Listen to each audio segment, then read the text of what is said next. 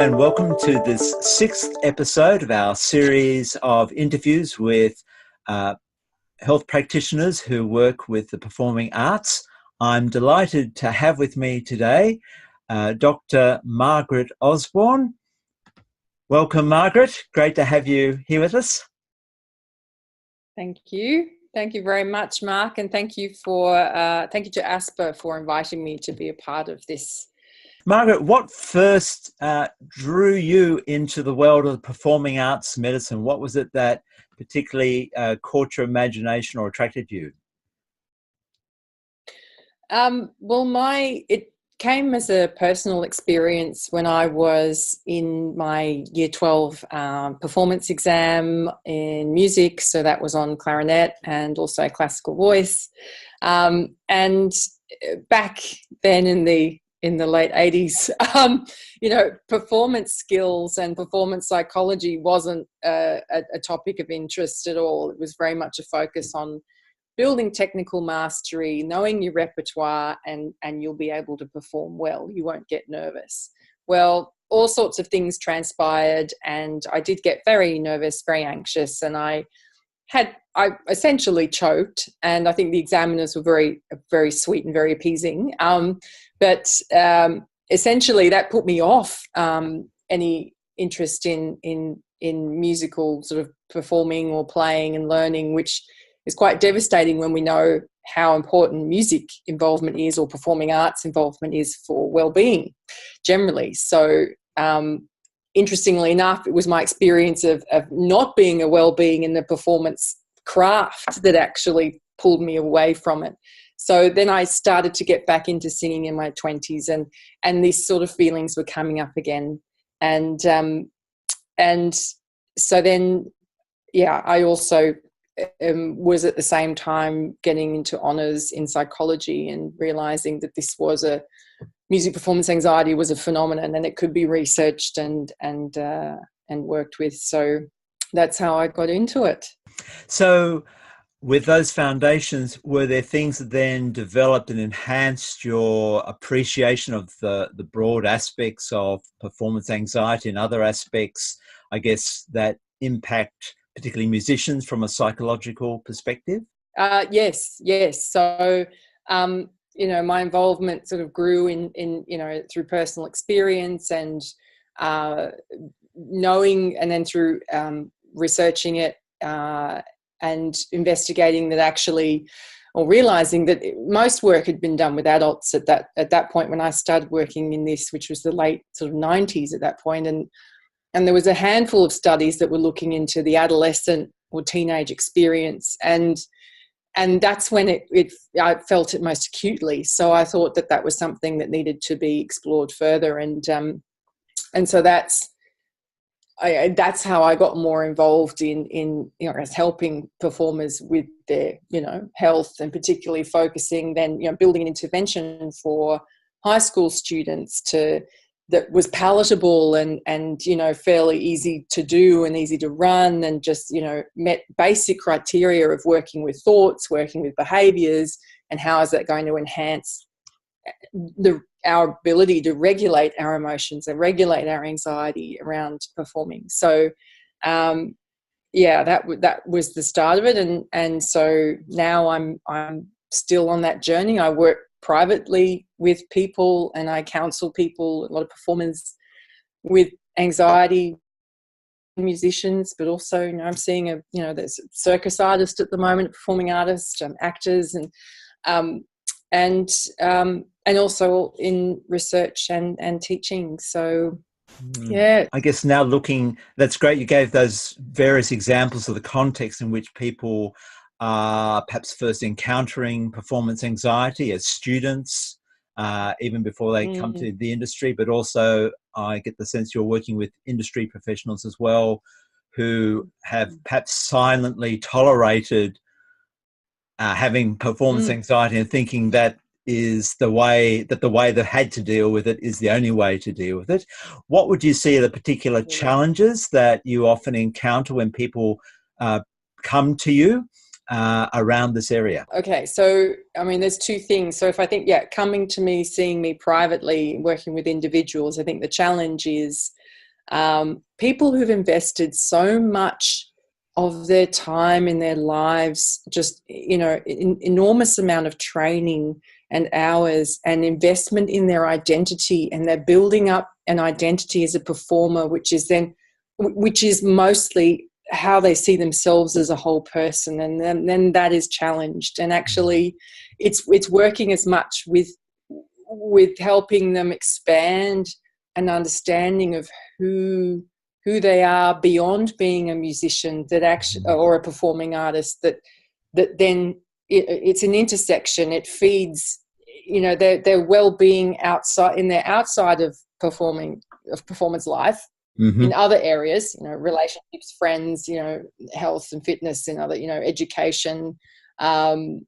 They all help to buffer and to build, I guess, the resilience, to help sort of appreciate that, unless you give yourself, I often say this, unless you give yourself a partial lobotomy and you take out your limbic system and your amygdala, you're going to feel these things, right? You're going to feel anxious, and at certain times, for whatever reason, whether it's our age, our biology, our own, if we're having medications, or if we're having difficulties with a loved one, or occupational uncertainty. And this is a huge issue in the performing arts. I mean, we know this, the need to act as a portfolio practitioner to deal with the uncertainty in terms of, occupational permanence. And so this decision about how much do we accept unhealthy, environments, work environments, poor policy management, poor, workload management, and all those impoverishments, those risk factors then increase our own emotional risk and likelihood of feeling anxious, unwell, depressed, sad, and unable to function at our best. So we're not learning capably, we're not practicing capably, we're not executing to the best of our ability. And we're not in a vacuum. How often would you be seeing people who'd come to you? Would they see you over a period of sessions, or one-off? Does it vary, I guess, from circumstance to circumstance and what they're presenting with? And I think, let's start with that first. So typically, absolutely, as a private practitioner, what I would do is work to our standard sort of recommendation of initially as frequent as possible regular appointments. Look, I see people every fortnight.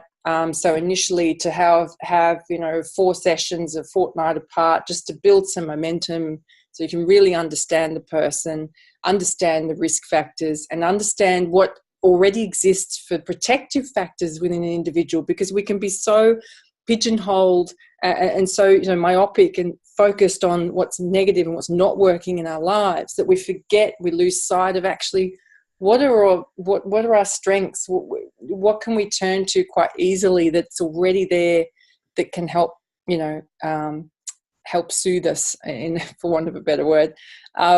So certainly I find 4 sessions, but we've got typically a lot of change happened by then. And so that's thinking within the Medicare model, the better mental health outcomes model. So you have 6 sessions and then a review for a further 4 if necessary. Typically,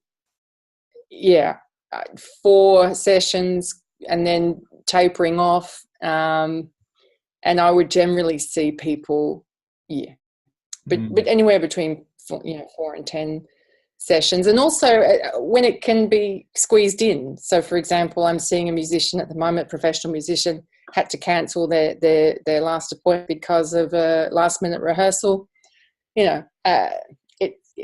Things happen. It's not it's not detrimental if that does happen. We can work around all sorts of schedules, but that's the preferred option. I guess another aspect, because I know you not only have people coming to you, but you are also teaching in the area of performance anxiety and other related self-care practices, I guess, for mental and lifestyle self-care. What would you see as some of the things that you like to draw students' attention to that might be traps that they might fall into unless you were saying to them, here's something to watch out for and here's an alternative you might like to consider? The common traps are certainly, for example, a belief set, a mindset around needing to achieve, perfection or extremely high standards, and feeling, having recognizing the negative self-talk that operates under the surface that we aren't necessarily that aware of unless we specifically examine it. So I would encourage, first of all, the most important thing is an openness and awareness at bringing this conversation out to say, nerves and anxiety happen.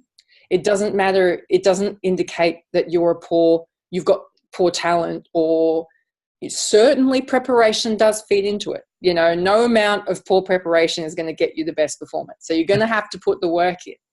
But think about how you're structuring your practice time and structuring your time. And I think, so yes, recognizing it's okay to feel this way, and two, there are certain things that we need to look at that are triggers to more of this or less of this, and that is, working on negative self-talk.